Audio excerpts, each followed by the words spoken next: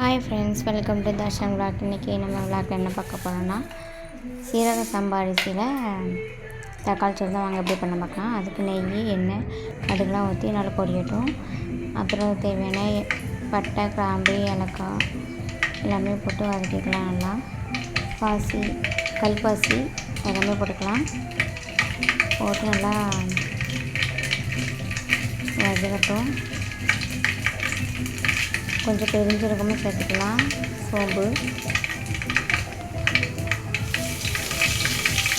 எல்லாமே நல்லா பொரிஞ்சு வரட்டும். பொரிஞ்சு வந்ததுக்கப்புறமா நம்ம கட் பண்ணி வச்சுக்கலாம், ஆட் பண்ணிக்கலாம். எங்கள் மாமாவுக்கு ரொம்ப பிடிச்ச தக்காளி சோறு. இன்றைக்கி அதே வச்சுருந்தாங்கன்ட்டு நானும் இன்றைக்கி ட்ரை பண்ணிட்டேன். நம்ம கட் பண்ணி போட்டு பெரிய வெங்காயம் சேர்த்துக்கலாம். அதை நல்லா பொன்னிறமாக வதங்கட்டும்.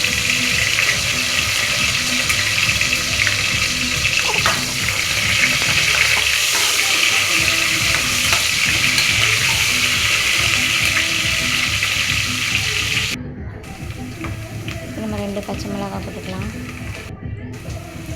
இப்போ மல்லி புதினா போட்டுக்கலாம்.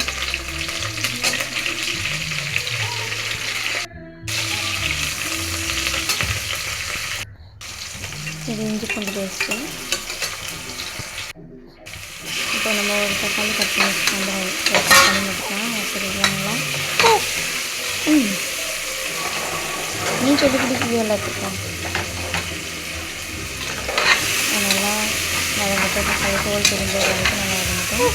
எண்ணெய் வந்து தாராளமாக ஊற்றிக்காங்க. கொஞ்சம் அப்படியே நல்லா சீக்கிரமாக அது பிடிக்காம வதங்கும்.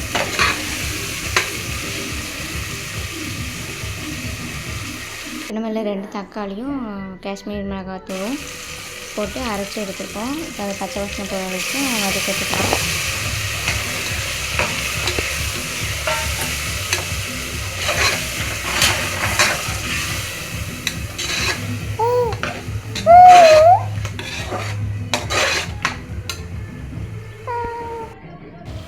நல்லா இந்த மாதிரி நல்லா வதங்கட்டும். வதங்கி நல்லா எண்ணெய் பிரிஞ்சு அளவுக்கு வதங்கட்டும். சரி,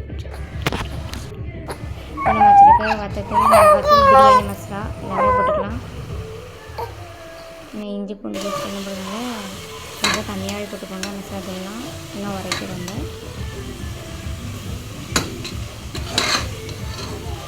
ஒரு டைம் இந்த மாதிரி செஞ்சு பாருங்கள். உண்மையுமே சூப்பராக இருந்துச்சு. கல் உப்பு கொஞ்சம் சேர்த்துக்கலாம். இப்போ நம்ம 2 கிளாஸ் அரிசி, சீரக சம்பா அரிசி தான், அதை ஊற வச்சுருக்கேன். அந்த அரிசியை போட்டுக்கலாம். 2 டம்ளர் அரிசிக்கு 4 டம்ளர் தண்ணி வச்சுருக்கேன்.